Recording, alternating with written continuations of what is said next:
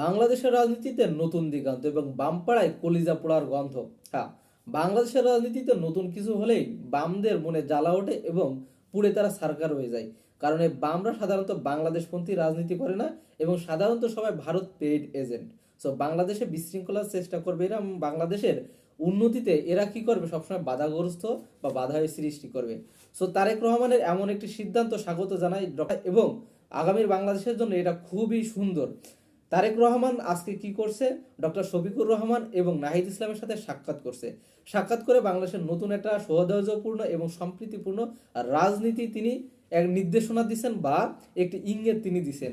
এবং বাংলাদেশের জামাত ইসলামের আমিরের সাথে বৈঠকে তার কয়েকটি বিষয় নিয়ে আলোচনা হয়েছে। সেখানে নাম্বার 1, বাংলাদেশ জামাতি ইসলামী কি করতেছে না, যে এই সরকারের সাথে বা বিএনপির সাথে জাতীয় সরকারের অংশ নিচ্ছে না এবং তারা খুব শক্তিশালী বিরোধী একটি দল হিসেবে সংসদে থাকবেন এবং দেশ গড়ার লক্ষ্যে। অন্যদিকে আরো একটি গুরুত্বপূর্ণ বিষয়ে কথা হয়েছে, সেখানে বলা হয়েছে যে বর্তমানে যে বিশৃঙ্খলা সৃষ্টি হচ্ছে বা বিরোধী দলীয় যে নিপীড়ন করছে সরকারি দলের লোকজন, এ বিষয়ে বা এই আইন শৃঙ্খলা রক্ষায় তারেক রহমানকে যথেষ্ট ভূমিকা রাখতে বলছে এবং তাকে এই বিষয়ে নজর রাখতে বলছে এবং তারেক রহমান সেটাই আশ্বাস দিয়েছে যে এই বিষয়ে তিনি সঠিক তদন্ত বা পুঙ্খানুপুঙ্খভাবে খেয়াল করবেন। অন্যদিকে তারেক রহমানও ডাক্তার শফিকুর রহমানকে অনুরোধ করছে তার দলের নেতাকর্মীকে সংযত থাকতে যেন কোনো বিশৃঙ্খলা সৃষ্টি না করে। সো তারা উভয়ের ভিতরে এমন সম্প্রীতি এবং সৌহার্দ্যপূর্ণ একটি আলোচনা হয়েছে, যেটা আগামীর বাংলাদেশের জন্য খুবই সিগনিফিক্যান্ট এবং খুবই জরুরি ছিল।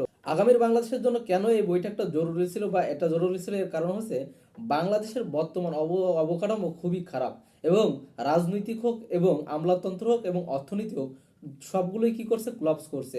এবং রাজনীতির মাঠ থেকে বাদ দিয়ে যদি আমি আমলাতন্ত্র যাই, আমলাতন্ত্রের প্রত্যেকটা ঘাটে ঘাটে কারা আছে, যে প্রত্যেকটা ঘাটে ঘাটে ফ্যাসিস্টের নিয়োগপ্রাপ্ত সেই সব ফ্যাসিস্টের দোষরা বসে আছে, যারা যে কোনো সময় আমলাকু ঘটাতে পারে, গত 2 বছর ধরে চেষ্টা করছে।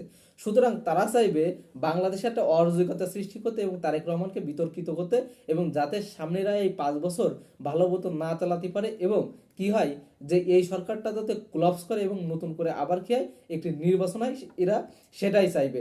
কারণ বাংলাদেশের সব অবস্থায় বা সব অবকাঠামো এখন ভঙ্গুর এবং সেমনটাই করে গেছে শেখ হাসিনা বা বিগত স্বৈরাচারের দোসররা।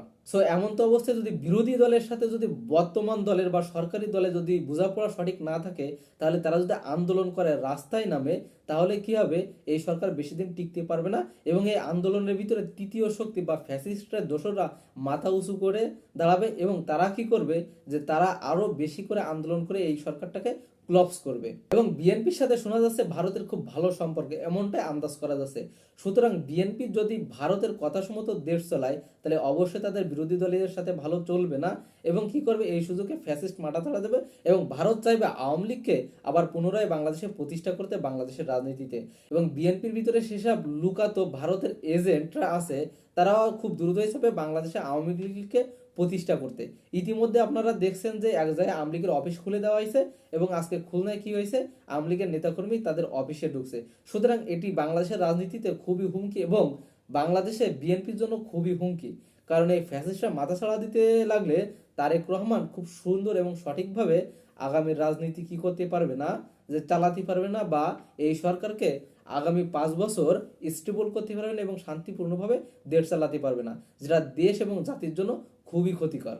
এবং তার থেকে বড় ক্ষতি বিএনপির জন্য বা তারেক রহমানের জন্য, কারণ তারেক রহমান দীর্ঘদিন পরে দেশে ফিরছে। সুতরাং সে যদি সফল না হতে পারে, তাহলে আগামীতে তার রাজনীতিতে টিকে থাকা হয়ে যাবে টপ চ্যালেঞ্জ। সুতরাং বিএনপির এখন কাজ, আজকের এই মিটিং এর মধ্যে যে নির্দেশনা দিল, এভাবে আগামী 5 বছর বিরোধী দলের সাথে খুবই সমঝোতার সাথে কাজ করা দেশের এবং দেশের উন্নয়ন করা এবং যা বিরোধী দলকে দমন নিপীড়ন থেকে বিরত থাকা, যাতে কি হয় বাংলাদেশের অর্থনীতি এবং আমলাতন্ত্র ঠিক করা যায় এবং সুন্দর একটি বাংলাদেশ গড়া যায়।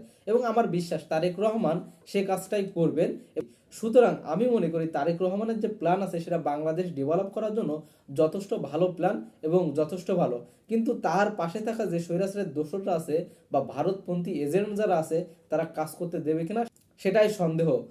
সুতরাং তারেক রহমান আজকে যে সিম্বলটা দেখাইছে, যে নাহিদ ইসলাম এবং জামাতের আমিরের সাথে বৈঠক করে যদি এই ধারায় আগামীর 5 বছর যায়, তাহলে বাংলাদেশের জন্য অনেক শুভকার এবং তার থেকে বেশি তারেক রহমান এবং বিএনপির জন্য। সুতরাং আমি চাইবো যে আগামীর বাংলাদেশ যেন পরস্পর সৌন্দর্য, সম্প্রীতি এবং সৌহার্দ্যপূর্ণ সম্পর্ক নিয়েই আগামীর বাংলাদেশ গড়ে উঠুক।